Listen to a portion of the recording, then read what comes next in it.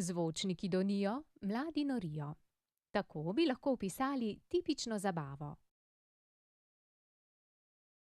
Glasnost dosega 130 decibelov in več. Morda je občutek res dober, a ne za naša ušesa. Sicer pri sami nastavitvi televizorja tu jaz ne vidim nekega problema.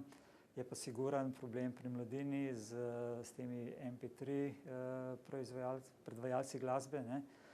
Sedaj zakonodaja nekje dovoljuje 100 decibelov glasnosti. Pripravlja se v Evropski skupnosti nova direktiva, ki bo predpisovala jakost zvočnika na 85 decibelov. To je nekje meja postavljena, do katere meje je hrup oziroma jakost glasu še dovoljena, ne. In pri 85 decibelih smo relativno hitro. Takoj, ko gremo v neki majhen glasnejši lokal, neko diskoteko ali koncert, glasnost glasbe ali hrupa dosega 100, 120, tudi 130 decibelov, kar nam definitivno poškoduje lahko sluh. Vsi zvoki, glasnejši od 85 decibelov, na našem sluhu puščajo trajne in nepovratne okvare. Pogovor v mirnem prostoru znaša približno 60 decibelov, hrup prometa 80 decibelov. Glasnost letala pri vzletu v oddaljenosti 200 metrov doseže 120 decibelov, glasba v diskotekah celo 130 decibelov.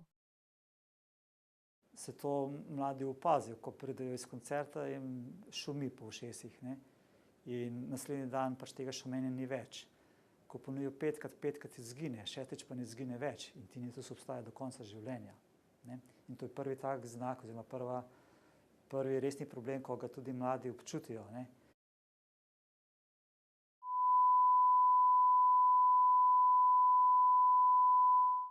Uho je zelo kompleksno čutilo z obrambnim mehanizmom.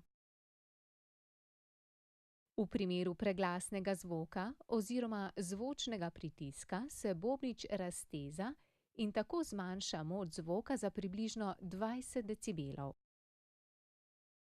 Poleg tega imajo tako imenovane čutnice. To so živčne celice v notranjem ušesu v obliki dlačic, sposobnost, da se pri glasnem hrupu namesto naprej in nazaj začnejo premikati z ene na drugo stran in s tem zmanjšujejo moč hrupa.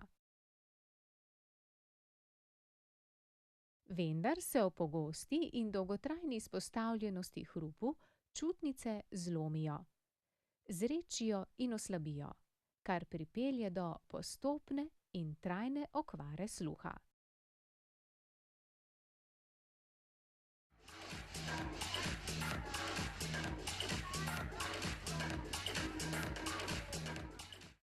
Ker poškodba sluha ne boli in se je dolgo niti ne zavedamo, je pomembno, da svoj dragoceni sluh pravočasno zaščitimo. Če bi nosili zaščitne čepe tudi na koncertih s tem linearnim filtrom, nič ne izgubijo na kvaliteti glasbe, ohranijo pa svoj sluh. Tako tudi na delovnih mestih, recimo v gradbeništvu, v metalurgiji, tam, kjer hrup presega 85 decibelov, in delodajalec mora poskrbeti tudi za individualno zaščito sluha. In tukaj imamo posebne čepe, ki so narejene po meri, tako za industrijo, kot za hobije, kot za poslušanje glasbe, tako za profesionalne glasbenike oziroma tudi za tiste, ki glasbo sam proizvajajo, bi rekel. Potem imamo posebne te zaščitne čepe za lovce, za strelce.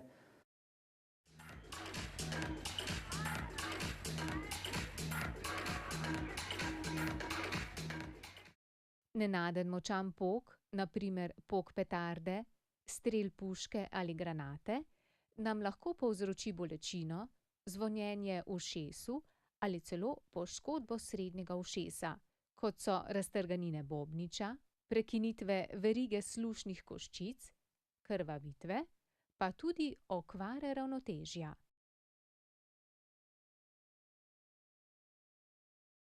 V tem primeru je potreben takojšen obisk urgence.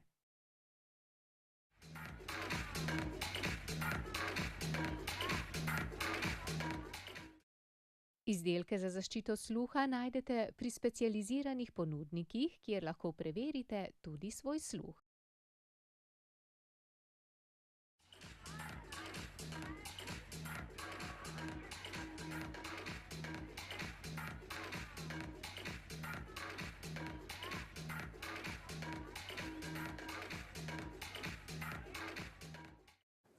Obstajajo tudi čepi, ki niso za zaščito pred hrupom, ampak za zaščito pred vdorom vode v sluhovod.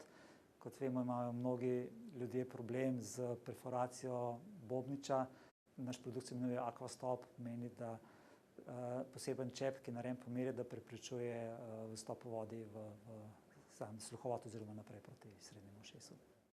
Sluh je zelo pomembno čutilo. Je pogoj za normalno komunikacijo, delo in življenje. In nenazadnje z njim uživamo v zvokih narave in ob zašepetanih ljubezenskih izjavah. Zato ga zaščitite in ohranite čim dlje.